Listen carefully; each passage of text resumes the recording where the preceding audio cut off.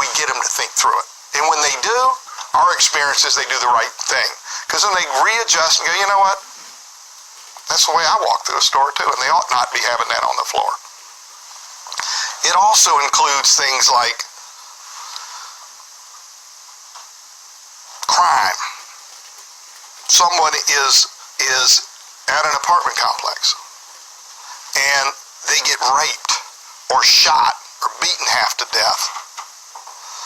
And you run what we call crime grid, and you look to see how much crime's in the area. Was this just some unforeseeable thing?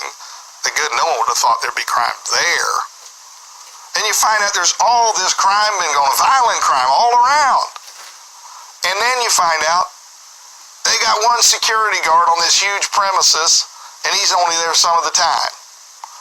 And the defense would say this: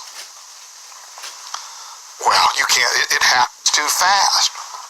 How was he supposed to, how are we going to know that it was going to happen here at this moment, at this time, and have the security guard there?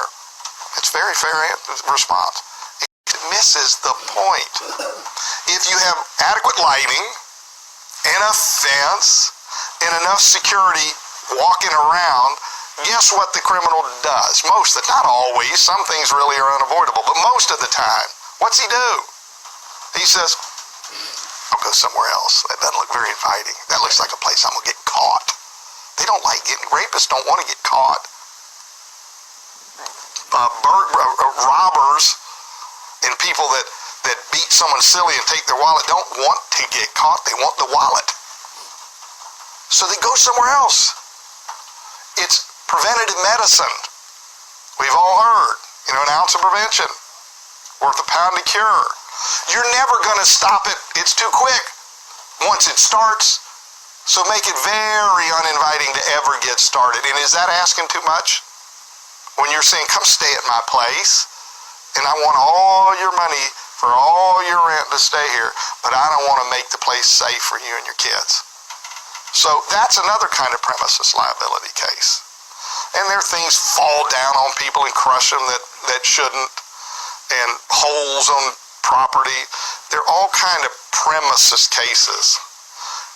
But they're important cases, because beside the justice in that case, when that store that ends up not paying attention and they don't check and don't routinely take the time to have someone walk and check and make sure stuff isn't on the floor, they're sloppy and they're dirty,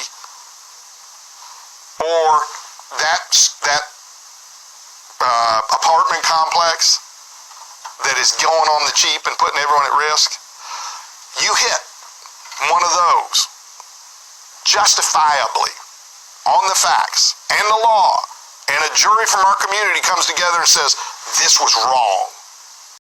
I'm right. The word spreads.